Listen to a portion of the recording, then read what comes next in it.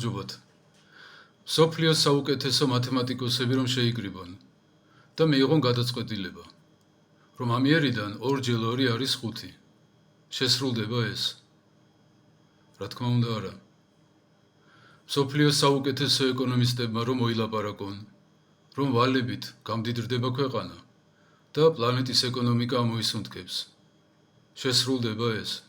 რა თქმა უნდა არა. მსოფლიოს უდიდესმა ფსიქოლოგებმა ისტორიულ კონგრესზე რომ მიიღონ ისტორიული გადაწყვეტილება, რომ ამიერიდან ამპარტავნება აღარ არის ამპარტავნება, არამედ ღირსება.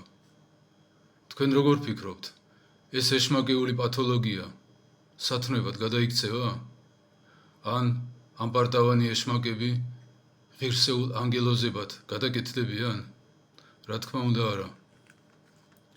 არანაირი, საერთოდ არანაირი მნიშვნელობა არ აქვს რა ეჩვენებათ ცოდვით დაზიანებულ ადამიანებს, მიუხედავად იმისა, რა სოციალური სტატუსი უკავიათ. თავარია, რა არის რეალობა.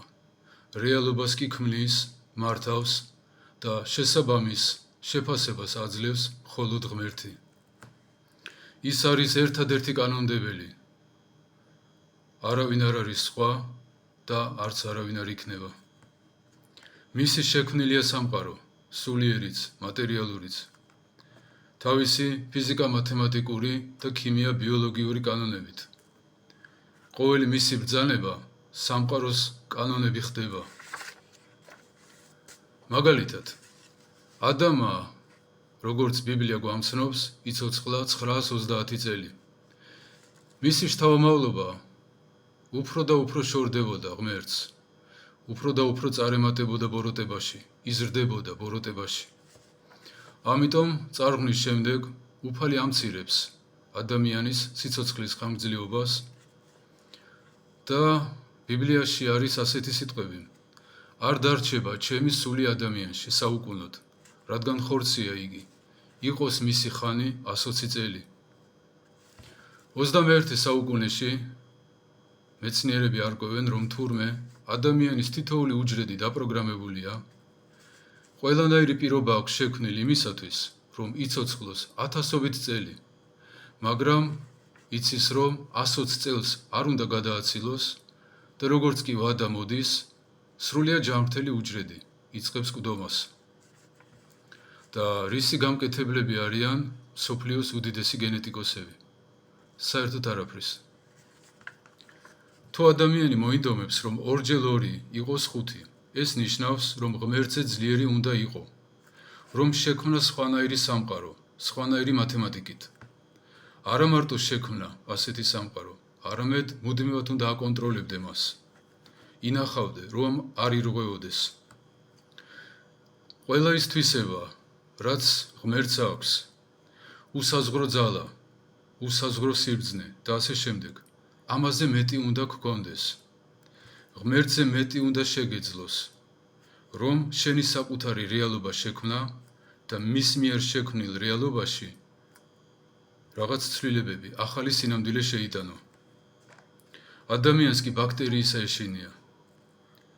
ადამიანური სიბრძნე, ძლიერება მარცხდება მიკროსკოპულ ორგანიზმებთან.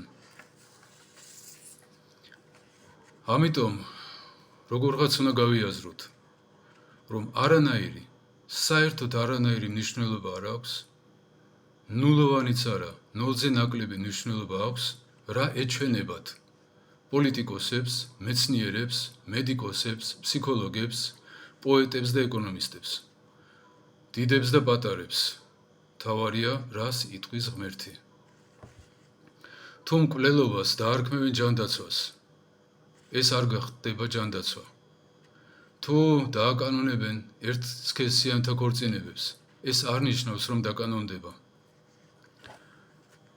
ყველა რელიგიის სასულიერო პირები რომ შეიკრიბონ და ერთხმად გადაწყვიტონ, რომ ამიერიდან ყველა რელიგია ემსახურება და ადიდებს ერთ ღმერთს, ეს არ ნიშნავს, რომ ეს ასე მოხდება და რელიგიები გახდებიან მაცხოვნებლები. იგულისხმება არაქრისტიანული რელიგიები. ადამიანი ვერ ხვდება თავისი ნამცეცა გონების გამო ვერ იაზრებს ვისთან აქვს საქმე და ღმერთობას თამაშობს. კანონებს იგონებენ ხოლმე. აი დღეს ეს კანონია. მერე შეიკრიბებიან რამდენიმე დაზიანებული ადამიანი რაღაც ახალ კანონს მოიფიქრებენ და ასე შემდეგ. და ამ განსხვავებას მერე თვითონ გადაიხდიან. მარადისობაში, არა მარტო დროში ადამიანები ისჯებიან ხოლმე უმადლობით და მარადისობაში ისჯებიან სასუფევლიდან განგდებით. ღმერთმა თავისი სათქმელი დიდი ხნის წინ თქვა, გარკვევით, არაურაზროვნად, ყოველგვარი წვრილი ტექსტების გარეშე კონტრაქტში. ამიტომ ჩვენ მუდმივად უყურებთ ხოლმე რაღაცა გამოჩენილ ადამიანებს, დაუშვათ ჩერჩილმაო ეს თქვა, ვიღაცამ რაღაცა თქვა და ეს არაფერს არ ნიშნავს, საერთოდ არაფერს. სჯობს დავივიწყოთ, რა სასწავლიან წუთი სოფლის ბრძენები და დროზე ვისწავლოთ სახარება. სახარებაზე არის დამოკიდებული არა მარტო ჩვენი სიკვდილის შემდგომი ცხოვრება, არამედ ცხოვრება გარდაცვალებამდე. ჩვენი საქმეა, რომ ღვთის სიყვარულში დავიდოთ ჩვენი წილი. ეს იწყება მორჩილებით. ღმერთმა რო თქვა, რომ არ მოკლა, ესე იგი არ უნდა მოკლა. ესე მოკლა, ისე მოკლა, კულტურულად მოკლა, არაკულტურულად მოკლა, არ უნდა მოკლა. ღმერთმა რო თქვა, რომ არ მოიპარო, ესე იგი არ უნდა მოიპარო. არც გადარიცხვით, არც გადმორიცხვით, არც ასე, არც ისე, არ უნდა მოიპარო. ღვთის შემეცნების გზა იწყება ღვთისმცნებების მორჩილებით. ცნებების დაცვის გარეშე არ მოიხვეჭება მადლი. მადლის გარეშე ადამიანის ცხოვრება ემსგავსება ბრმის ხეტიალს უკუნეთ ღამეში და გარდაცვალების შემდეგ ეს იქნება მარადიული ხეტიალი უკუნეთ ღამეში. ღმერთმა დაგვიფაროს, ღმერთმა გაგახაროთ.